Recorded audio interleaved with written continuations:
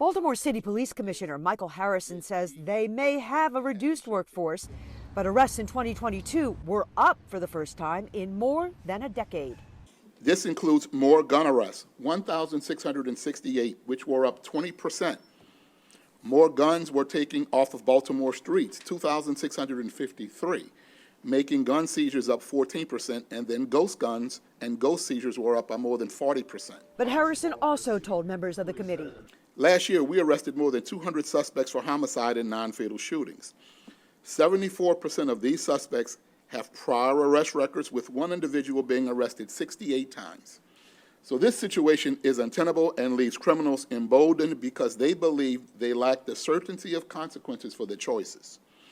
Simultaneously, it leaves the public feeling as though we don't care about what is happening and that we're not doing our jobs, which couldn't be further from the truth. Baltimore City State's Attorney Ivan Bates told lawmakers his top priority in battling the city's and state's crime epidemic is revising the penalty for the use or possession of illegal handguns. Since 2015, Baltimore City has witnessed over 2,667 homicides through the end of last year. Of these tragic losses of life, we've noticed 2,340 of them were caused by firearms. That means 90% of all murders, homicides in Baltimore City over the past 8 years were due to someone with a gun using it as a tool to take someone else's life. Bates called for an all-hands-on-deck approach to make sure offenders know there are consequences.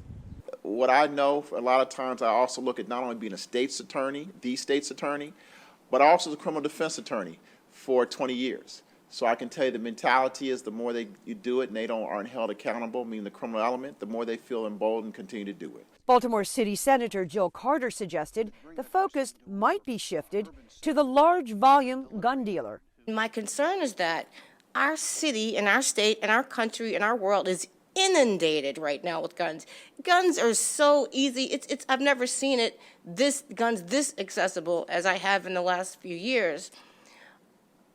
I'm concerned that we aren't attacking the problem at the highest levels, which is how these guns are getting into the city anyway. Committee Chair Senator Will Smith says lawmakers will be looking to address both short-term and long-term systemic problems as they move forward this session. There's a shocking statistic that Monzi, the mayor's office, brought forward, which was that 40%, 39% of those that are involved in violent crime or are victims of violent crime involving a gun had just been released within a year.